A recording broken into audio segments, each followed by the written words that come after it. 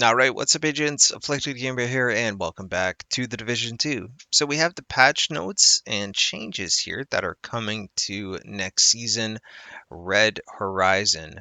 So we will break down all of the different changes to the talents, weapons, and gear. And there are some stuff for your PvP players in here as well. So, okay, determined talent and marksman rifle. So they heard our feedback. Apparently, a lot of people were not happy. So let's get to the main point here. The final version, determined, will function like perfect determined, meaning a converted headshot kill will no longer re-trigger the talent. But the current chaining functionality is not disappearing completely. It is moving to the Iron Will exotic chest, freeing up the weapon talent slot so you can use it with the exotic marksman rifles, high-end marksman rifles with a different talent, and pistols like the Regulus and the Harvest. We also heard the feedback from those who rely on Determined because marksman rifles can feel difficult to use without it. This is something we want to address as well. We are looking into a handling pass for marksman rifles and rifles to make them feel better to use, although we do not have a timeline to share that yet. Okay. And then the upcoming Red Horizon season will also include buffs to marksman rifle related gear sets and brand sets, including Hotshot, Aces, and Eights.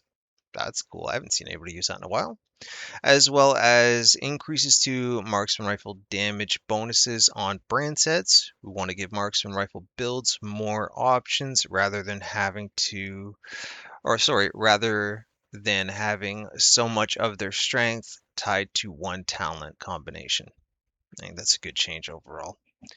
Okay, new gear, weapons, talents.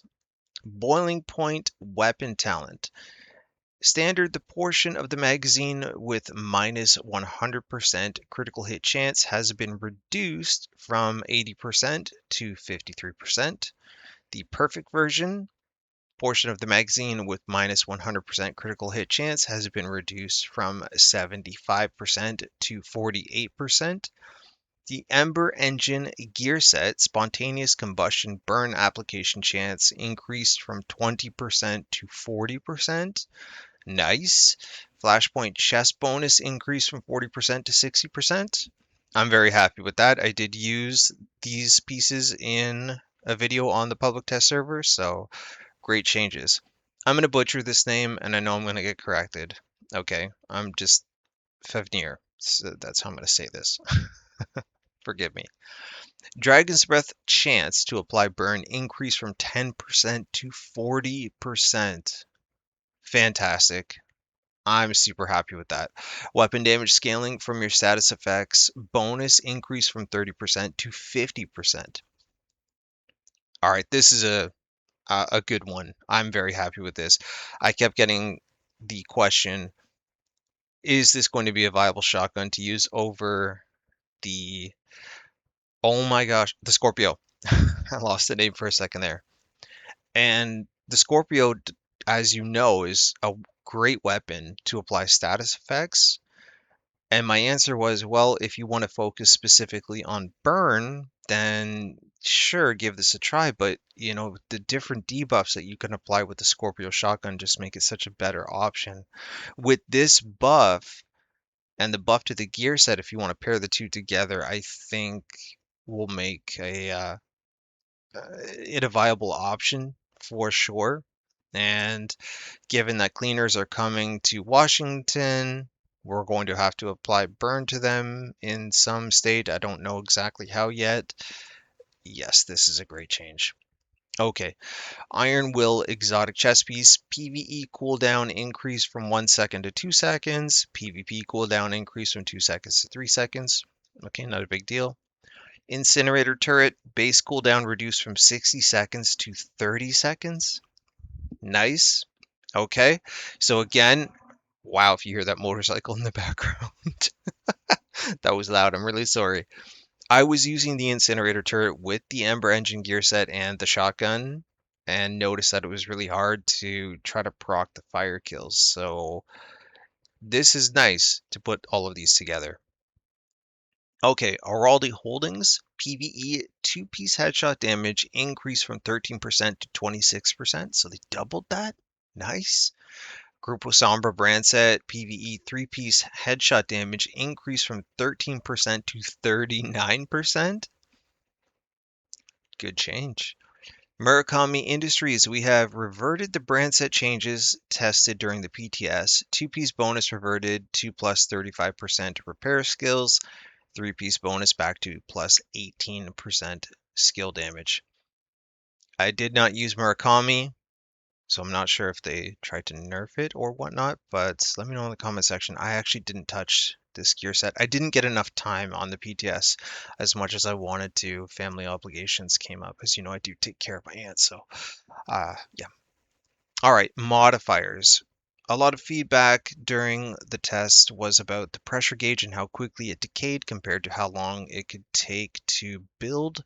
We also saw that keeping the gauge up could feel harder in group play. So based off the feedback, this is what they've done with the pressure gauge. Pressure gauge decay has been made less aggressive and will now start later. Some actions that build pressure have been buffed. A new group kill action has been added. You will now gain 1% pressure gauge whenever another player in your group gets a kill. All right. Hostile modifiers. Achilles heel. Pressure gauge loss from breaking an armor piece or weak point has been reduced from 10% to 5%. Draining presence. Radius reduced from 7 meters to 5 meters. Remember that setting an affected enemy on fire will remove the hostile modifier effects and permanently disable them for that enemy. Okay, I'm happy with that. Active modifiers. We heard that the active modifiers themselves needed more impact, so all three have received buffs. Fiery Aura. Armor regen is now percentage based, ranging from 0.5% to 1.5% armor per second. Good. At level 5, damage resistance while sprinting can now reach 100%. Again, good. Burn duration has been increased. At level 5, armor regen per unique enemy burned has been increased to 15%. Vicarious combustion, the range of the headshot effect has been doubled. The burn damage penalty has been reduced from 50% to 25% to 50% to 10%.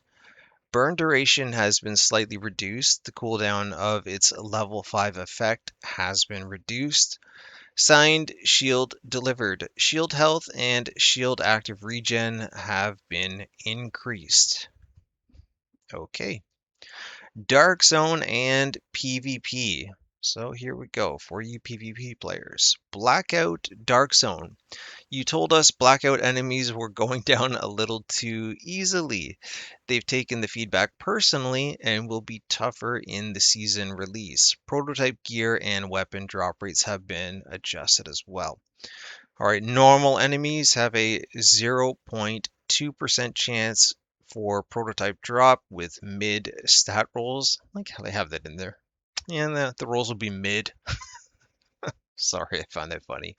Elite bosses, 0.5% chance for prototype drop, mid stat rolls, and a 0.2% chance for prototype drop with high stat rolls. Bosses, 1% chance to drop for prototype, mid stat rolls, and 2% chance for prototype drop with high stat rolls. We also added Ortiz Reinforced, Caduceus, and Nurses knee pads to the special loot pool for PvP Dark Zones. And this should be a big one here, PvP Rebalance. After reviewing your feedback around the PvP Balance Pass, we've made some adjustments to skills, talents, gear, and brand set bonuses. We saw that Tier 6 fire-based skill builds could become too strong in PvP when combined with Ember Engine, so we've made some PvP-specific adjustments to that set. Spontaneous combustion, chance to apply burn is 8% with a plus 8% burn damage if the status effect initially applied was burn. Okay. Flashpoint increases spontaneous combustion's burn application chance to 12%. White hot increases the duration of spontaneous combustion's burn damage debuff by 12%. We've also heard concerns around the strength of several bonus armor talents: Bloodsucker, Unbreakable, Perfect Reload, and Adrenaline Rush have all received some adjustments. It'd be nice to know what they did to them, but okay. For the full breakdown, check out the PvP set bonus and talents rebalance in the PvP rebalance sheets. Okay, so there is somewhere to look that up. All right, so if you're a PvP player, you can check into that. I actually don't dive into PvP very much, so hopefully you guys are happy with that. And then lastly here, PvP stat display. Some of you also reported that PvP stats were not always displayed clearly while checking your builds. Starting with Red Horizon, your inventory will show your PvP weapon damage directly below the PvE value. I think that's nice. And your displayed stats will automatically switch to their PvP values when you enter any PvP environment. You will also be able to check your PvP normalization stats and PvP balance overrides in the shooting range by activating the PvP switches. As part of these changes, the inventory normalization button will be temporarily removed while they update the UI, the user interface. Okay. Well, good changes overall. I think if I was a PvP player, I'd be happy because I know the few times I went into conflict, getting killed with status effects non-stop just really wasn't fun. But overall, I think that these changes are good. I'm very, very happy with the changes to the new exotic shotgun and chest piece, and actually the gear set itself because I did find it fun. I felt so weak, and I felt like why would I use this shotgun over the Scorpio? Scorpio has so much more to offer. But with this buff, well, we'll see what it's like when season 3 drops. Anyhow, so there's what you have to look forwards to when season 3 arrives. If you could be so kind and drop a like on the video, it's very much appreciated. Consider subscribing for more Division 2 and Ghost Recon content. I would love to hit my 25k goal, and I cannot do that without your help. So liking the videos, leaving a comment, subscribing, everything helps, and I appreciate all that you do. Links for Twitter, Discord, all the good stuff are down in the description. Other than that, leave your thoughts and feedback down below, and I will see you agents in the next video.